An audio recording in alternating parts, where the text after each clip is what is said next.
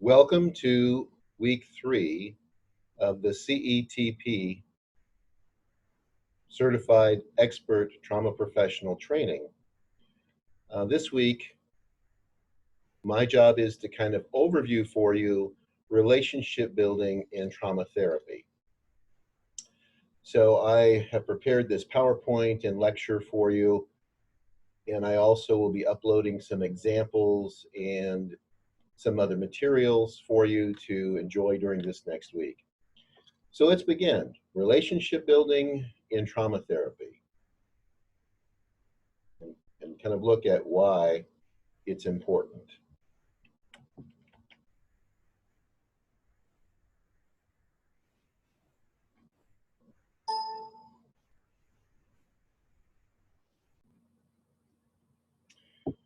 Welcome to week 3 of the CETP training. This week I am discussing the idea of relationship building in trauma therapy, and I'm hoping that you find it enjoyable and that we're able to get a lot of things conveyed that will be useful to you in practice. As we go through this, at the end of the video, at the end of this PowerPoint, I'm also going to give a Word document that has an example of the structure for organizing therapy for you. And I also have a link to another video, but I may post that later in the week because it's actually for next week's course. So let's begin with relationship building and trauma therapy and see where we go. I'm sure Eric has already covered with you the healing trauma active ingredients. So the first ingredient is therapeutic relationship. The second ingredient is self-regulation and relaxation. The third ingredient is exposure and narrative work. And the fourth ingredient is cognitive restructuring. All of these elements are common to all the bona fide useful models of trauma treatment. So if you were to look at what is the functional work of trauma treatment, you would find that it is housed in these four active ingredients. So let's kind of go through each one of these a little bit, and I'll spend less detail with the ones that are not related to therapeutic relationship. So let's begin with the number one active ingredient, therapeutic relationship. When we start looking at defining therapeutic relationships, we have to kind of look at it from a broader range than just an emotionally safe place. We have to develop and maintain attunement throughout the therapeutic process. One of the challenges I find a lot of times working with therapists is that they inadvertently want the client to move from where the client is toward the therapist, psychologically, emotionally. And in building a good, solid therapeutic relationship that is attunement based, the idea is that the therapist, counselor moves in the direction of the client. That attunement or attachment is used to establish an emotional bond with the client, and that it allows the therapist, counselor, the healer to really evaluate and look at what strengths there are and to help build increased competencies that are already in place. So let me pause here and talk a little bit about strengths from a perspective that may not be common. When we start looking at strengths, we have to look at strengths as a neutral word. A lot of times when I'm visiting with a variety of people, they don't believe that there are any strengths unless there are positive consequences. If there are negative consequences, they do not see a strength. And that's unfortunate because the more problematic and difficult a behavior is, and the more relational impact it has on the person's close relationships and the social world in which they function, the more strengths have to be employed in order to maintain that behavior. And so there aren't usually a lack of strengths. If anything, what we're looking for when we are kind of taking this apart and evaluating it is how strengths have been applied in a way to render unhelpful life consequences. So if we can kind of, in our relationship building, if we can look at the strengths, whether they are yielding positive or negative consequences, then it allows us to understand that there are factors in place that we don't have to create that we can use to increase competency on the part of the client. And that's part of the relationship building phase of our first ingredient. Um, we also want to empower through focusing on their successes in the way they complete tasks. We want to structure tasks in such a way that we automatically set them up for success. We develop mutual goals, and we help them develop a sense of positive expectancy. And we'll talk more about this as we move through today's material. I'm going to go to the second active ingredient, which is self-regulation and relaxation. When we start looking at self-regulation, what we're really talking about is equipping the client to intentionally shift from the sympathetic, which I'm going to call the hot system for ease of talking about it, from that sympathetic / hot system into the parasympathetic or cool system at will. It's an intentional ability to shift, to be able to relax physically and activate that cool system, and to increase, as they work with us, their ability to recognize the pattern of how they activate that hot system and how they can bring on the activation of that cool system. So when we start looking at self-regulation and the relaxation process, which is the second active ingredient, that is our primary goal for that, is to help people make that intentional shift. And that's difficult. A lot of times it takes practice with us ourselves in order to be able to do that successfully on a consistent basis. The other piece that's kind of early in therapy, when we're doing the relationship building, a lot of times we want to instruct, and I think that we absolutely need the psychoeducational piece for the relaxation and regulation piece, or relaxation and the self-regulation piece.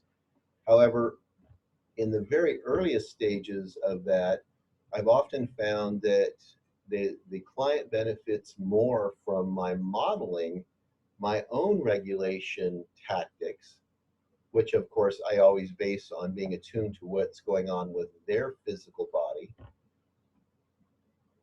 to give them an idea of what the benefits are.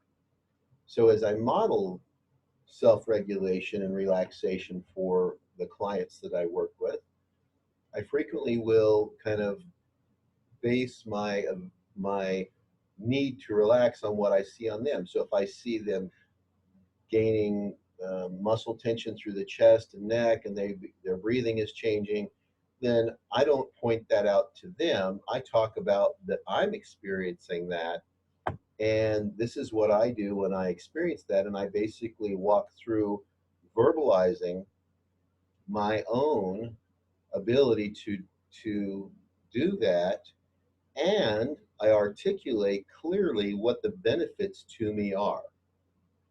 Um, I find that if I've done this for a couple of sessions with folks, I'm in a place where I can ask them if they would like to be able to learn how to do this for themselves more.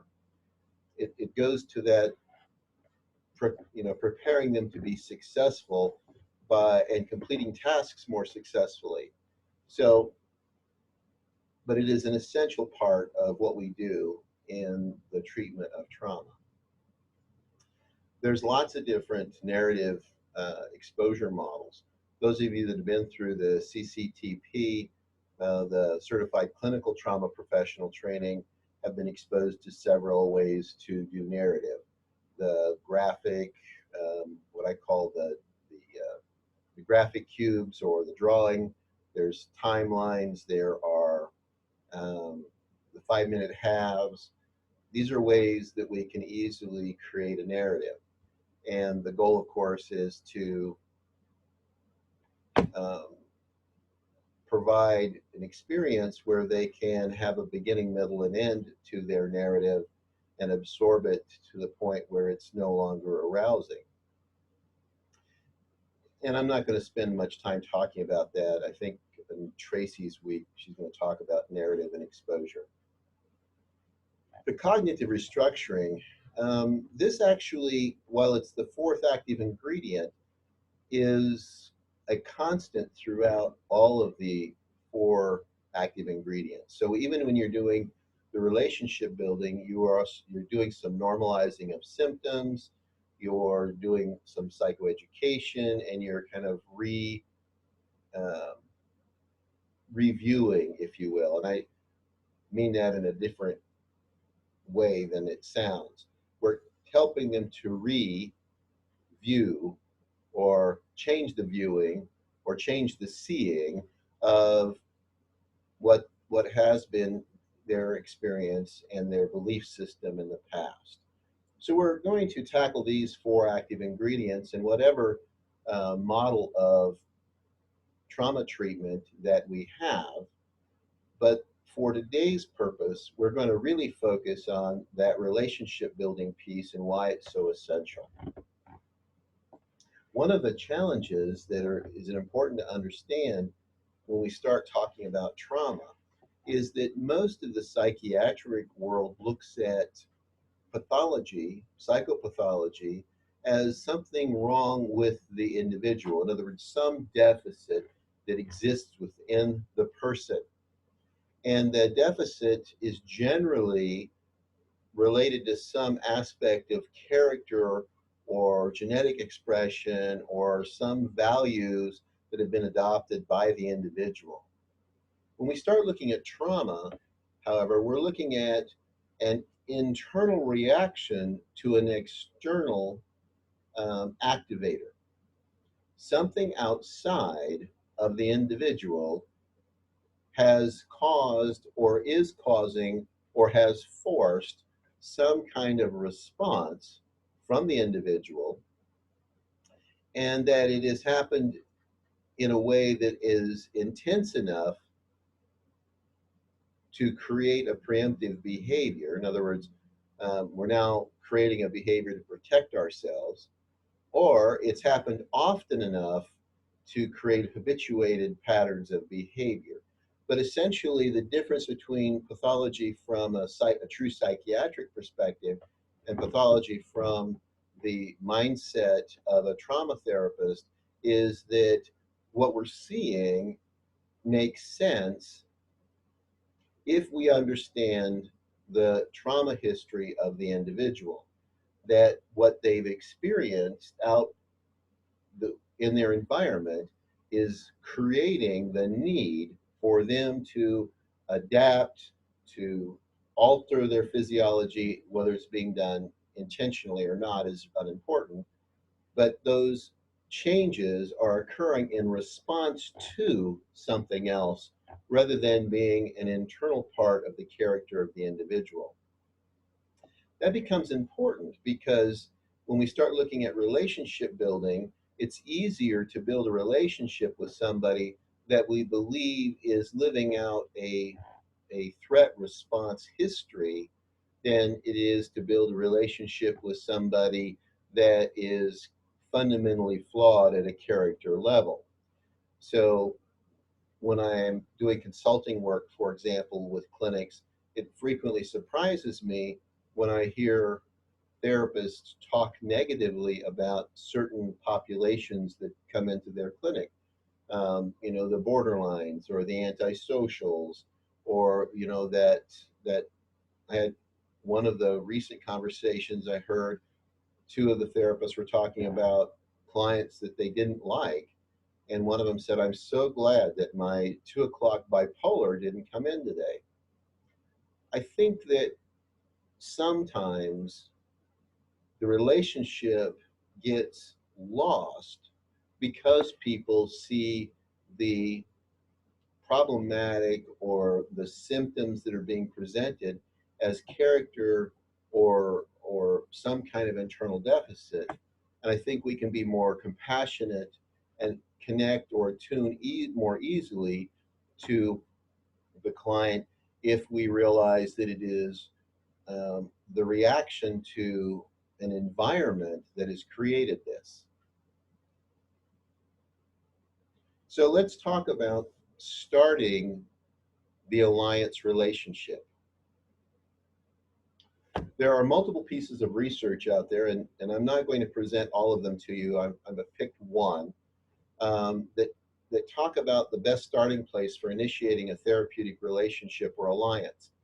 And a lot of people, when this is presented, are kind of surprised because they're used to going to trainings that give you a tool that you can immediately then take and do to somebody else. Most of the research about alliance and relationships in therapy um, look at a different starting place. And that we're going to look at this one piece of research that talks about the real place of starting a relationship is the maturity of the therapist. In other words, attributes of the therapist are the place we start to evaluate the relationship that's going on with the client. So this is a piece of research that I took from the Journal of Marital and Family Therapy in April of 2011. I would invite you to kind of look at it if you have access to that journal. It's 7 pages, but it is packed with all sorts of really good information. But essentially, what they are talking about is that they found in their research that therapeutic alliance can be defined, number one, as a conscious, intentional collaboration between the healer, helper, therapist that includes things like mutual respect, an emotional bond, trust, agreement on goals and tasks, and that the client has the perception that the therapist genuinely cares and accepts who they are.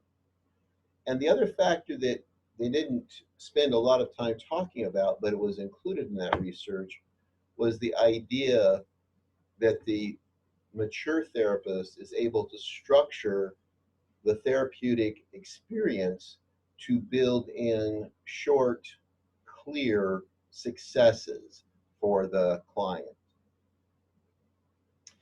Anyway, these are the primary factors which influence the therapeutic alliance according to this article.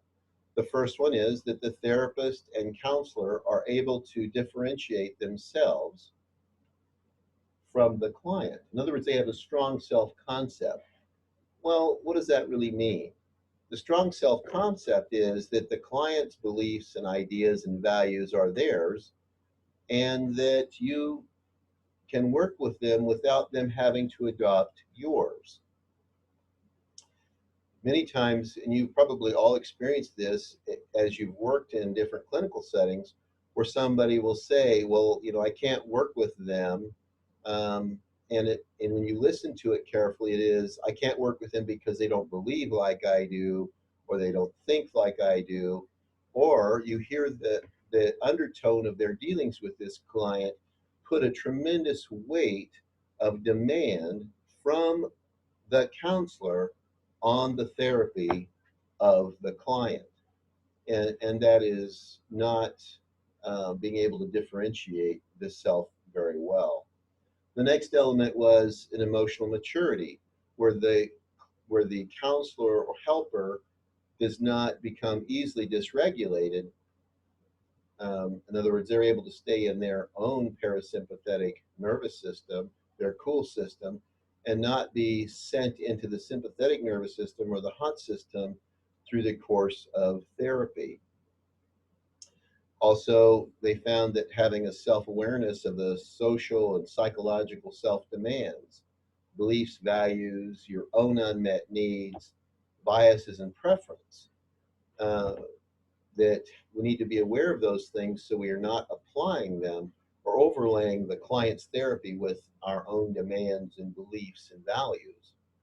Um, that is tough for people sometimes, and it does require quite a bit of work, because if I were to ask most people, well, what does a good mother do? They could give me their mindset, schemas, templates, whatever you want to call it, of what a good mother should be.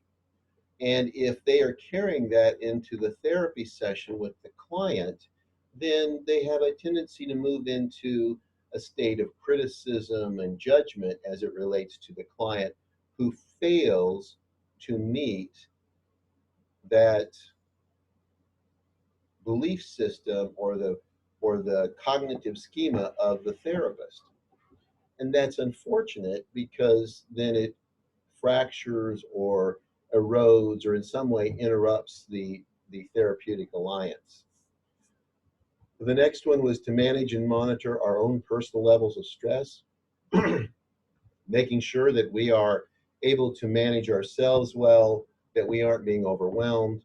Most states, when they talk about um, impairment issues before the different licensing boards that monitor therapists, not managing your own personal stress and letting it kind of interfere with therapy is actually one of the conditions of impairment that puts a good number of people across the country back into supervision even after being independently licensed. The last one is to maintain an active presence in the parasympathetic or cool system. In other words, stay out of the hot system while you're in therapy with the client. So these are pretty straightforward starting places, and they are the things that get in the way, particularly of new therapists frequently, of working with trauma, is that these take intentional, if not planned or daily work to kind of get these into a state of emotional psychological maturity that allows the therapist or counselor to function in that trauma environment more effectively.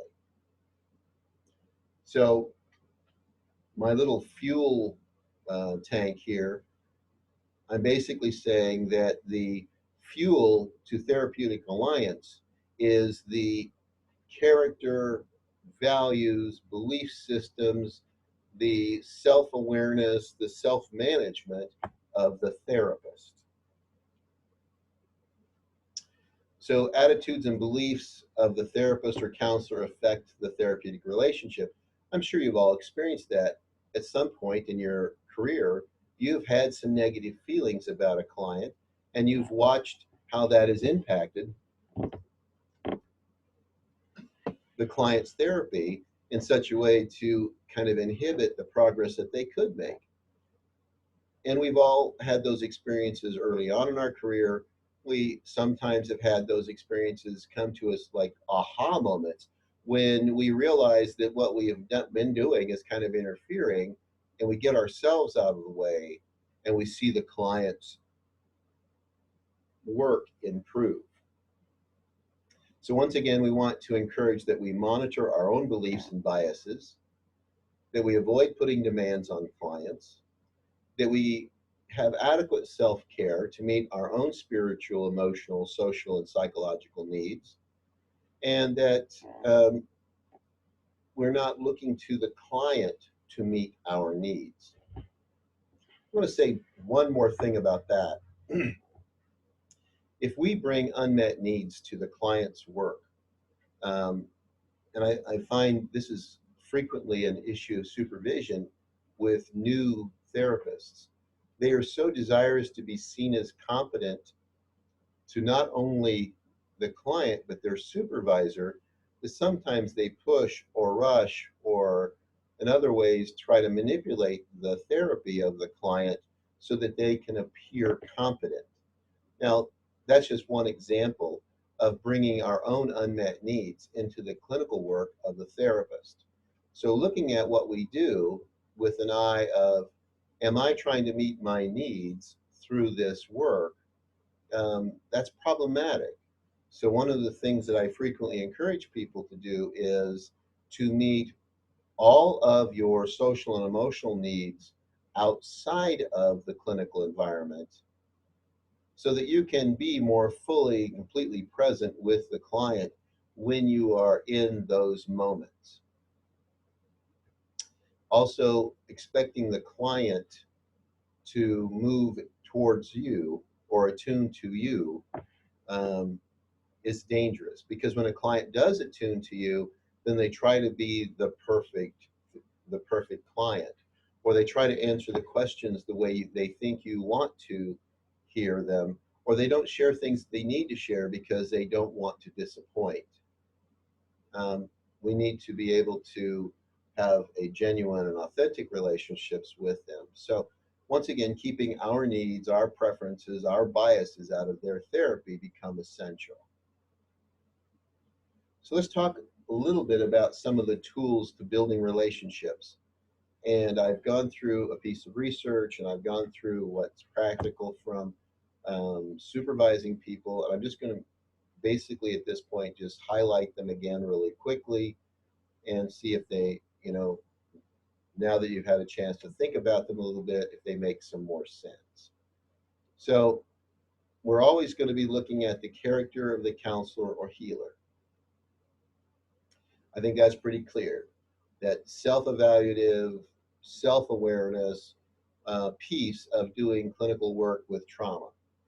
The second thing that helps build a good relationship is having some structure that helps the client feel safe, not only physically safe, but emotionally and psychologically safe.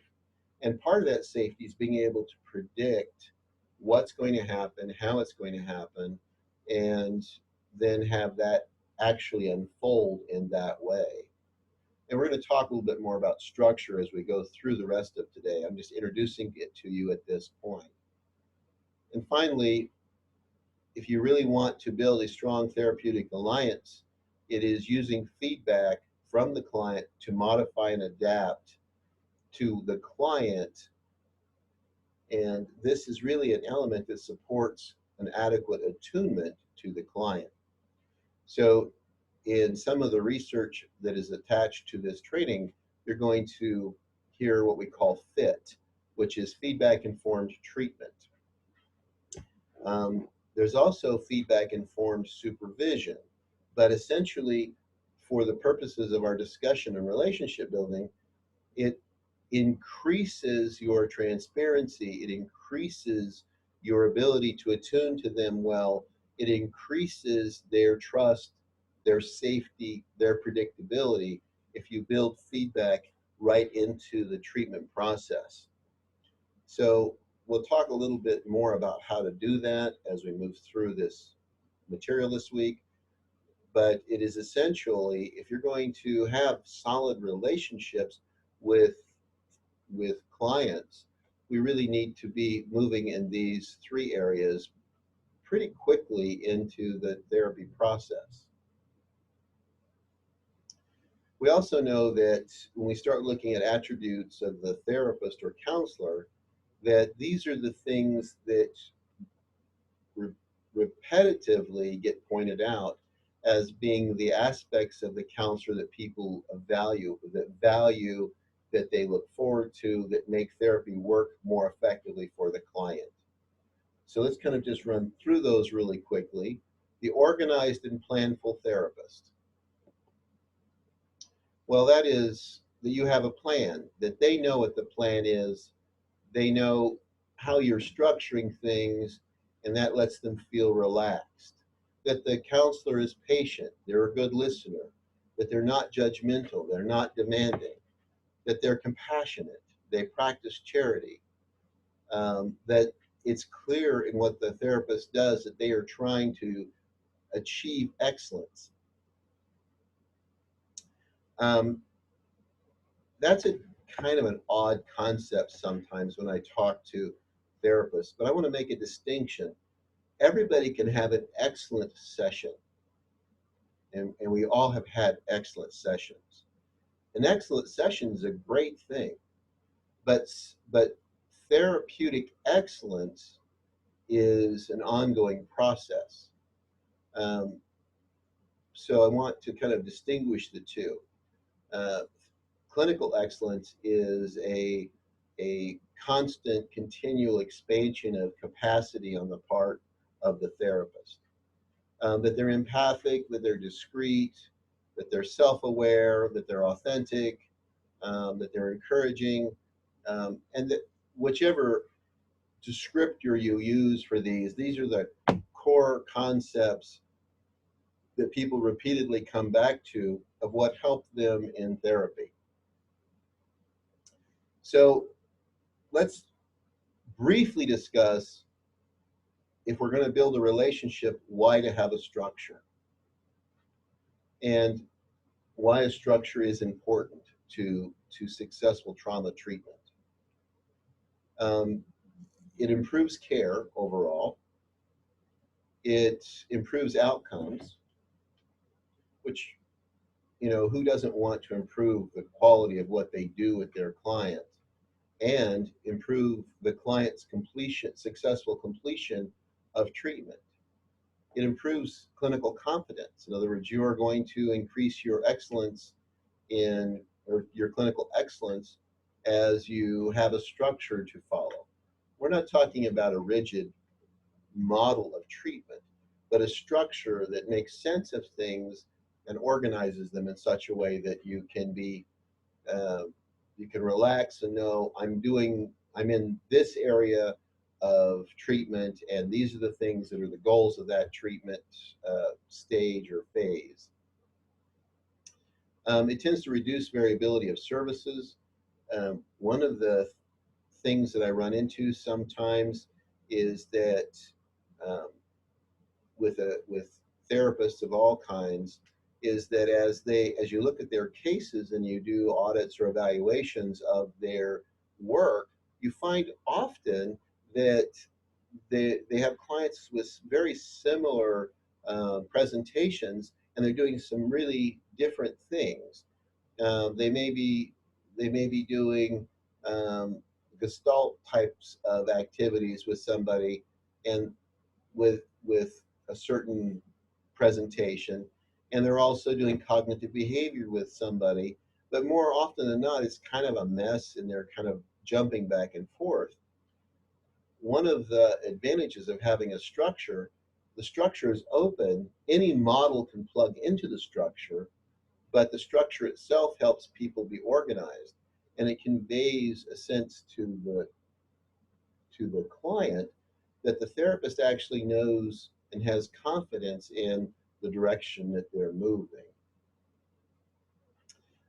It's Having a structure is consistent with all of the trauma informed care, trauma sensitive treatment literature that's out there, the growing body of what works in clinical settings, whether they're individual private practice, community behavioral health, or even in residential treatment. The It helps build a cohesive workforce, because once the structure is known by all, everybody can pick up a file and know where somebody's at in the course of treatment. When you have absences, or you have to have substitutes, or God forbid, there's an accident or an absence due to a medical reason, the people in the clinic don't have to recreate what's happened, because everybody is aware of the structure of how that treatment should flow. Doesn't mean that they do the same things in the same way, but at least the structure gives kind of a unifying force that builds cohesiveness in the entire clinical setting. It builds I'm having a trouble with familiarity. Chalk it up to being Saturday night. And predictable patterns for staff and clients. Um, Everybody knows what to expect, when to expect it. They know more or less how everything should fit together. Um, that gives people a tremendous sense of hope. It builds that sense of confidence that they are going to get through this, that no matter how dysregulated they were upon entering, that they are actually going to have a plan for being able to finish this and move through it successfully. It minimizes the impact of clinical ignorance. Now that may seem cold-hearted to say that, and I don't mean it in a bad way, but sometimes we have clinical settings where we're dealing with multiple levels of staff.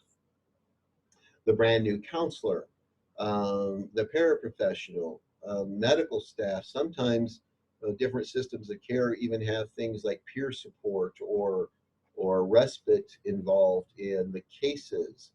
You might also have child protective services or probation folks involved in the overall treatment work of a client. And what having a structure does, as you educate everybody on what the structure of treatment is, it tends to minimize the impact of clinical ignorance.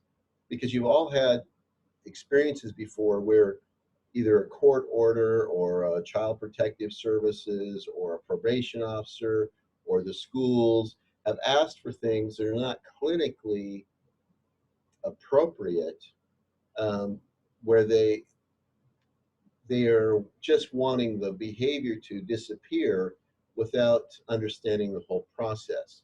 So when you have a structure that you can educate people on and identify where you are in that process, it helps to build greater, um, actually greater support for treatment, but it also helps reduce the impact of ignorance on the part of those that are not primarily in the clinical field. It improves your treatment team communications. It increases client confidence in treatment. Um, and I'll talk a little bit about that later on. So having a structure helps accomplish all of these above items. Now, you also want to make sure that you have a structure that is in line with and captures the active ingredients. So I want to talk a little bit about why relationship and therapeutic alliance is so vital. I want to do that before I continue to talk about the structure much, because I'm going to attach a Word document for you to kind of look at, um, that you can kind of play with on your own and look at how you might do it. I think that's going to be more helpful than me spending a lot of time lecturing on the structure of therapy for trauma. But I want to talk about why relationship and therapeutic alliance is so vital. We're going to talk more about the neurobiology of trauma next week, but I want to introduce a concept to you that I think is important to understand why relationship is the number one thing that we start with. Most of you are probably familiar with the polyvagal theory or polyvagal system and the coactivation of the sympathetic and parasympathetic nervous systems. Essentially, what we have is in right about here, we have the anterior cingulate of the cortex, and it has a really important job. It's studying the environment, and it operates the filtering system, and it's looking for potential pain, and it's going to activate you to avoid what it perceives as real or potential pain. And that potential pain activates what we call the threat response system. So the ACC is an activator of the threat response system that is designed to help each of us deal with pain when we experience it, or to avoid pain before we experience it. And it helps us remember things that are pain related. Now, another way of looking at pain would be to say anything that puts us in danger or anything that is a threat to us will activate that system. It is extremely sensitive. In most all mammals, there is this system, and this system is designed to help us survive. But unlike, if you, and I hate to use this term, but unlike lower animals that really require a physical threat to activate that system, or the perceived real threat of something hurting them, we human beings, we have such an increased capacity that psychological and emotional threats, in other words, the threat of psychological and emotional pain, activate our physiology just the same as if somebody was running at us with a knife or shooting at us with a gun. So it is extremely sensitive to being dysregulated. So it when the ACC gets activated, it triggers an activation in the what we call the polyvagal system. Now, the polyvagal system is composed of three components. I'm not going to talk about one right now, and that's the ventral vagal complex. We'll come back to that one in a little bit. But it activates the sympathetic nervous system, and it does that to help a person be ready for fight or flight. Or it activates the dorsal vagal system, which is that immobilization, freeze, feigned death, shutdown of the system. That is, and those two systems we can label as the threat response system.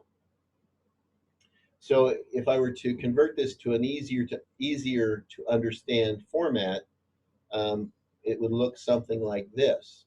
When the ACC perceives pain or the potential of pain, whether it's physical, psychological, emotional, even spiritually, it activates the threat response system, which means it kicks in the butt the sympathetic nervous system and the dorsal vagal system. And it prepares us to act, or it prepares us to freeze until we know what to do. Now, one of the other parts of the polyvagal system, which we talked about just briefly in the prior screen, was the ventral vagal complex, which I'm going to call VVC. I'm also going to call it the fuzzy system. Um, it is the social connection part. Let me give you an example of a ventral vagal complex activation. I want you to, for a second, kind of clear your mind and think of the cutest puppy you've ever seen, or the cutest kitten, or the cutest baby. Most people having that memory they will automatically smile. They will automatically feel a release of good feeling. That is an activation of the ventral vagal complex. That is necessary to all sorts of satisfying relationships, and it is one of the things that's adversely impacted when the threat response system is active. You might think of this polyvagal system as having a limited amount of energy. And this isn't, I'm using this as a metaphor. There's a limited amount of energy in the polyvagal system. If we're going to have sustainable attachment and good relationships, a good portion of that energy needs to be in that fuzzy system or the ventral vagal complex. But what happens is with trauma victims, or those people that grew up in developmental trauma, the bigger and stronger the activation is, or the longer it lasts, the more energy it draws or focuses in this threat response system. And what happens with that is that the VVC, or the ventral vagal complex, or if you want to call it the warm fuzzy system, begins to diminish in capacity. In other words, less and less energy is available for that system. So what do we see in frequent work with trauma victims is one of the primary impacts is on their relationships. Well, of course it is, because they are not getting the same kind of or frequency of satisfaction, joy, or pleasure out of that relationship because the system itself biologically is unable to have the experiences that it once was. In other words, they have a reduced capacity to have warm activations in the ventral vagal complex. So this is also endemic to things like depression.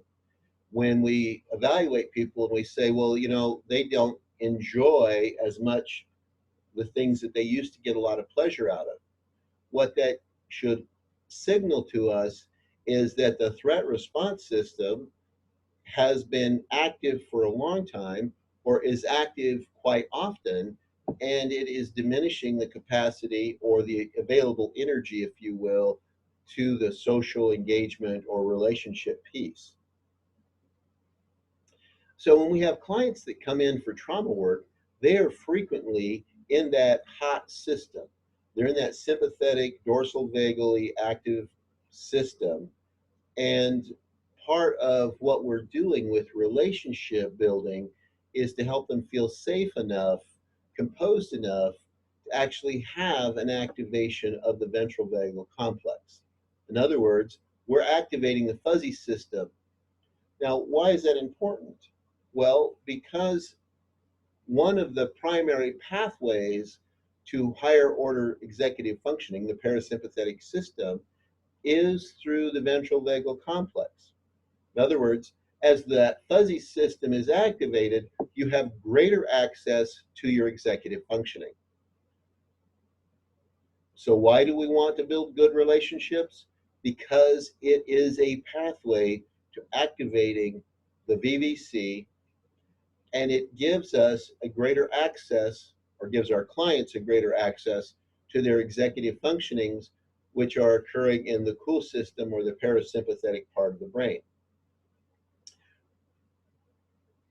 I'm trying to simplify what is really kind of a complex idea, but essentially relationship is the pathway to higher order brain functions, higher order executive functions. So let me kind of put it in a little different way for you. The ventral vagal complex is the social engagement system. It contributes to the richness of both social and emotional expressions. It promotes calm states in the body, and it has a restorative capacity. In other words, it helps lower heart rate, it helps lower blood pressure, it reduces blood flow, it inhibits the sympathetic nervous system if it's active. All of you have probably experienced this before. When you're upset about something, you might not enjoy something as much as you would otherwise. But when you're enjoying something, that annoying thing that would have sent you over the edge in other situations, you kind of tolerate pretty easily. So what we're really looking at in the relationship building phase, if we were talking about this from a physiological or biological perspective, is we need to have the client experience as many little activations of the ventral vagal complex as possible during the early parts of that relationship building phase. Um, so let's talk about this. I'm going to summarize it for you a little bit. When the ACC is not perceiving pain or the potential of pain, the parasympathetic system is generally running things, which means that the VVC, or the ventral vagal system, has given us access to our executive functioning. What does this support? Well, it allows us to have access and an ability to manage bodily regulations. In other words, one of the reasons we teach relaxation and self-regulation skills is to give people into this system so that they can regulate their own body better. It allows us to have attuned communication. It allows us to balance our emotions and regulate ourselves. It allows us to have flexibility in response. In other words, if we are in the parasympathetic cool system, then we can pause before we react to something. Whereas if we're in the hot system, we tend to be highly reactive and react impulsively rather than intentionally. So this item 4 under parasympathetic nervous system is really the foundation of intentionality. 5, fear modulation. Fear modulation is what we call the triple R response. The triple R response is the opposite of the fight, flight, or freeze response. It is the release, relax, and restore function that is housed in the parasympathetic nervous system. I think one of the best examples of that, and I apologize in advance for somebody that's never been around Chihuahuas, but I think a Chihuahua is a perfect example of this. They get aroused and they bark, if you want to call it a bark, like crazy. When the situation is past, you will hear them do something that's kind of interesting. They have this kind of choking cough sound that they make, their whole body shakes, and then they are back to being relaxed again.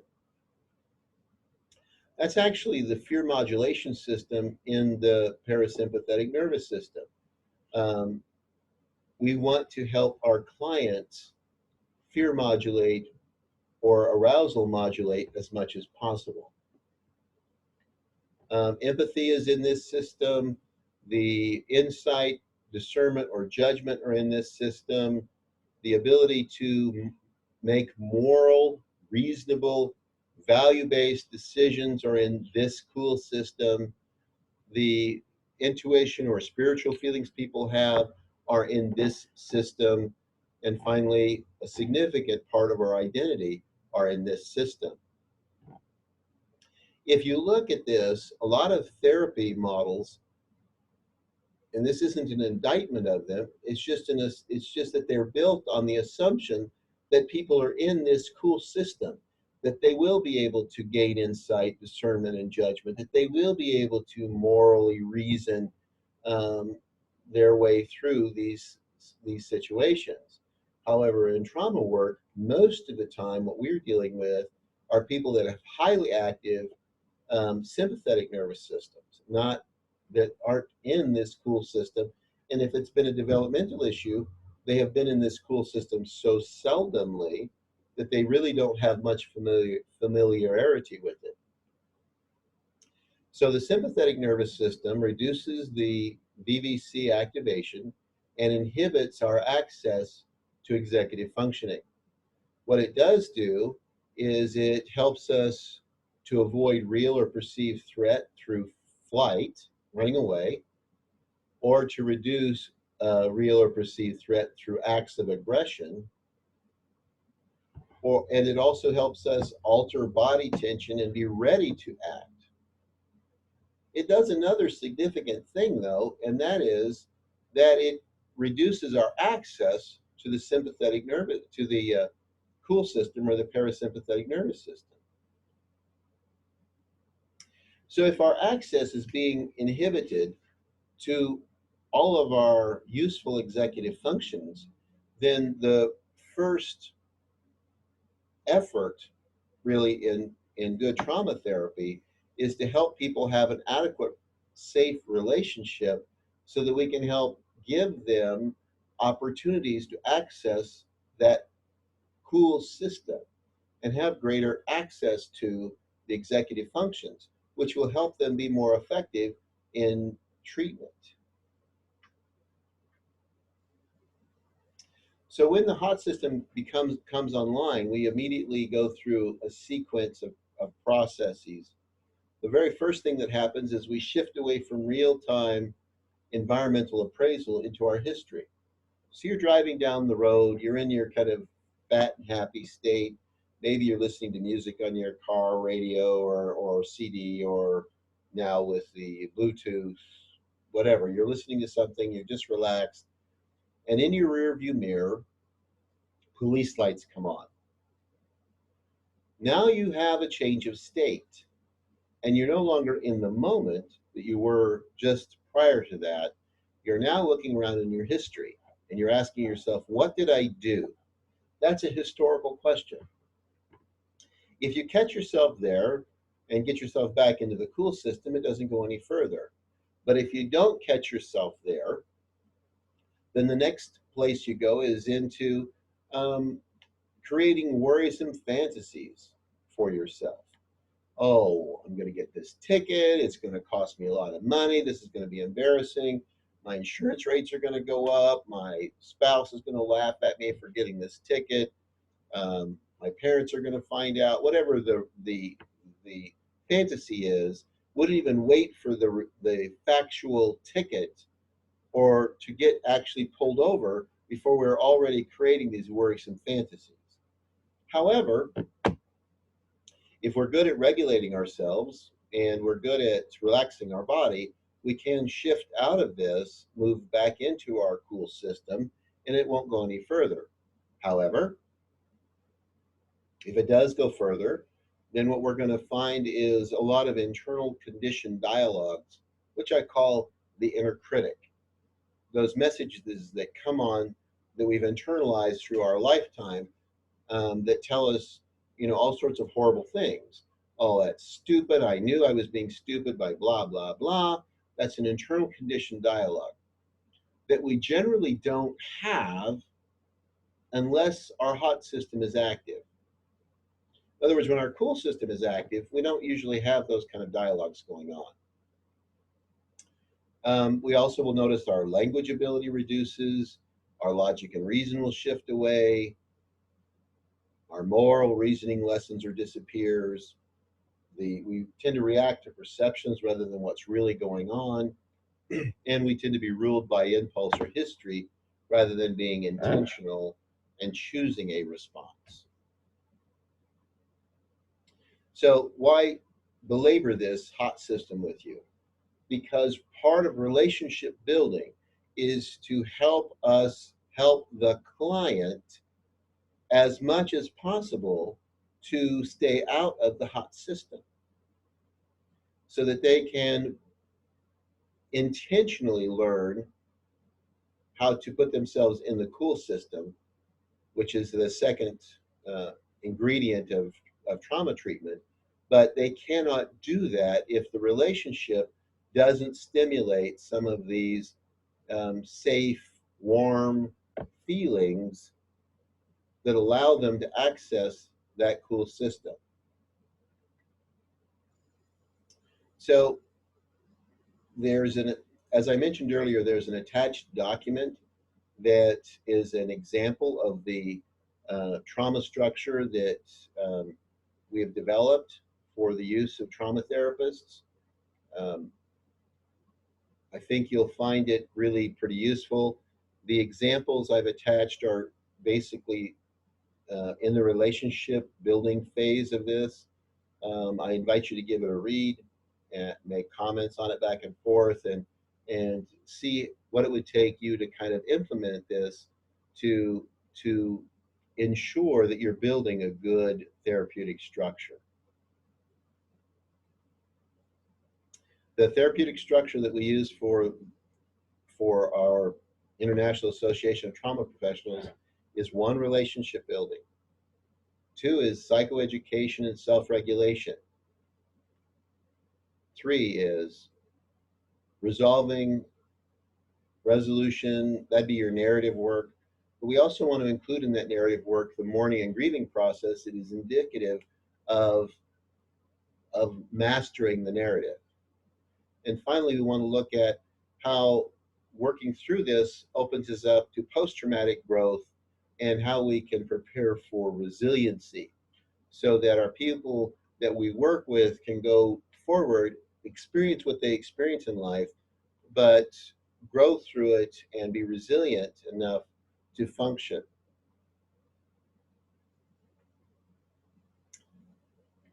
Also, built into the example that I gave you in the IATAP structure, as you read through it yourself, one of the things you'll find in there is a discussion about feedback informed treatment. And what do we know is the benefit of feedback informed treatment is that it boosts retention rates. In other words, you don't have so much dropout in therapy. It also um, reduces no show rates a good bit. Um, you may be working in agencies where they have relatively high no show rates, or in your private practice, you may be finding that you have no shows that are kind of interfering with their treatment and also your ability to kind of plan and have an idea of what you are going to be producing. Using feedback measures lead to fewer no-shows and dropouts, which is kind of another piece of research that suggests the same thing. We also find that treatment completions are happening more often, and that the recidivism decreases with feedback-informed treatment. This fit involves routinely, and if you want to, I suggest you do it every single session, but it involves routine and mostly formally soliciting feedback from your clients. I use a form for it. Um, we're going to, as we move through the supervision phase of the trauma informed of trauma, this particular level of training is we're going to ask you to give us feedback for the supervision as well as feedback for the weeks that we are giving you training. And part of that is so that we can fine tune what we do and make it better for not only you, but for the next group of people that follow after you. And essentially, you're doing the same thing for a client with feedback informed treatment. You're trying to make sure that next session is better than this session with that client, and that the things you learn by working with this client can be generalized to other clients and improve their outcomes and their care as well. So I'm going to invite you at this point to open up the document that I've loaded up and to spend some time reading through it. Um, if you have questions, please email me or post them on the course board, the discussion boards, and I will give you as many examples as I possibly can with the time that I have allowed this week. And I think you'll have some fun as you begin to look at how can you structure what you're doing um, in a little different way and increase the quality of outcomes that you're getting. I'm having a lot of fun, putting these things together for you folks. Um, I apologize for the how compressed this information is. Generally, when I present this, it's a whole day of training. We're kind of compressing it into you reading and studying a good bit, and then this little hour lecture on these things. But I hope it kind of creates seeds of thought and provokes a new way of thinking for you. Once again, thank you for your time and attention. And I am going to turn this off and let you get back to whatever you were doing. Have a good week.